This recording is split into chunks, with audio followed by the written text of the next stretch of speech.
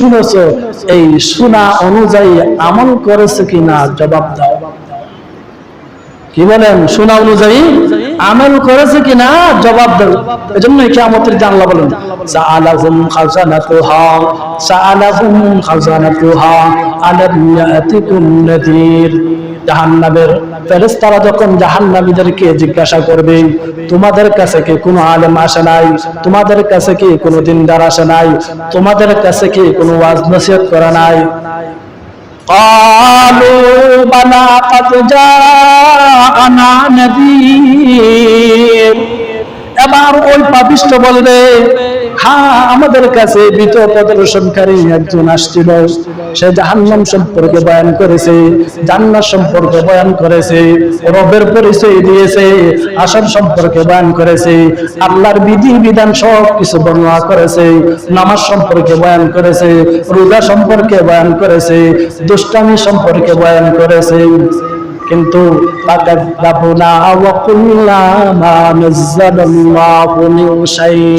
যা কিছু আল্লাহর তরফ থেকে সে বলছে আমরা সব কিছু বলছি মিথ্যা।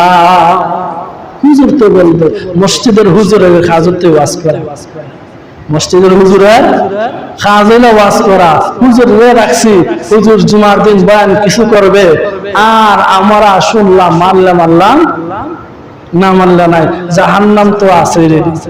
কি বলেন? পাপিষ্ঠ আবার নিজে স্বীকার করে জাহান্নাম তো আছে রেডি। কত বড় পাপিষ্ঠ হলে সেই কথা বলতে পারে? জাহান্নাম যদি রেডি থাকে তোমার জন্য, আগে একটা মোম জ্বালায়া মোমটার ভিতরে 1 মিনিট হাতটা দিয়ে রাখো, দেখো কেমন লাগে। কি বলেন?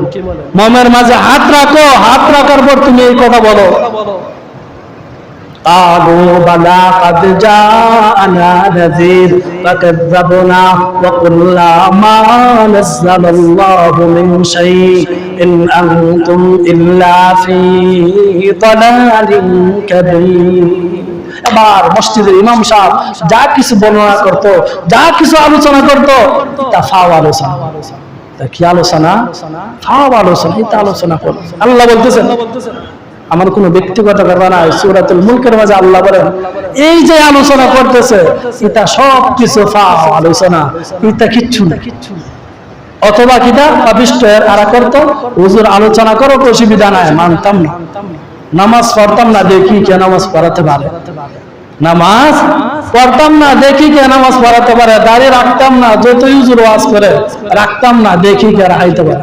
দাঁড়িয়ে রাখে না কেন? বউরে খুশি করার জন্য। কেন রাখি না? কথা না, এই যুবকরা কথা বলেন না কেন? দাড়ি কেন রাখি না? বউরে খুশি করার জন্য, বন্ধু বান্ধবরে, গার্লফ্রেন্ড বয়ফ্রেন্ডে খুশি রাখার জন্য দাড়ি রাখি না। অথচ আল্লাহ তাআলার বিধান, রাসূলের তরিকা হলো দাড়ি রাখা সুন্নতে মুআক্কাদা করিবুন মিনাল ওয়াজিব, ওয়াজিবের কাছাকাছি, বুঝি জানি, হুজুর ওয়াজ করেছেন এটাও শুনছি, এরপর রাখি না, কে রাখতাম না। এই জন্য আমি একদিন একটা মাসালা বলেছিলাম যে দাড়ি রাখা অবস্থায় কেউ যদি জানাজার নামাজ পড়া, তার পিছনে ইক্তেদা করা ঠিক নয়।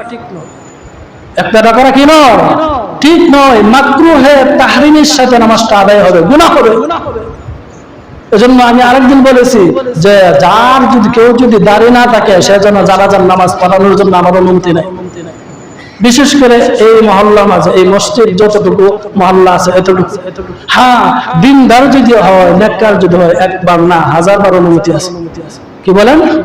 1000 বার অনুমতি আছে।